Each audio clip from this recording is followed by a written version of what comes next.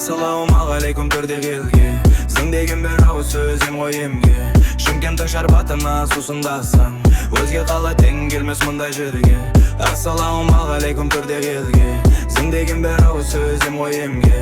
Шымкенттің шарбатына сусындасаң, өзге қала тең келмес мұндай жерге.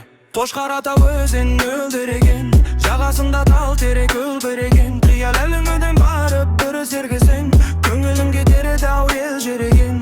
Қошқар ата өзен мөлдіреген, жағасында тал терек өлбіреген. Қиял әліңіден барып бір сергесең, көңілің кетер еді ау ел жереген. Арбатпенен серуендеп кешкі уақытта, бөленесің бір ғажап ерек бақытқа. Бекжан базар маңында қарбалас өмір, уақытыңды өлшіп береген уақытқа. Тәуелсіздік саябағы биікте тұр, қаланың бар түнісің көріп тұрысың.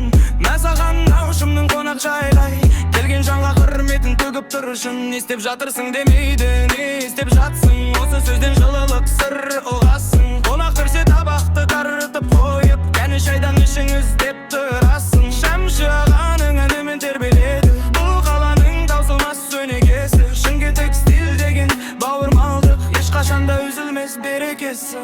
Ассалаумағалейкум төрдегі елге, зың деген бір ауыз сөзім ғой емге. Шымкенттің шарбатына сусындасаң, өзге қала тең келмес мұндай жерге. Ассалаумағалейкум төрдегі елге, зың деген бір ауыз сөзім ғой емге. Шымкенттің шарбатына сусындасаң, өзге қала тең келмес мұндай жерге.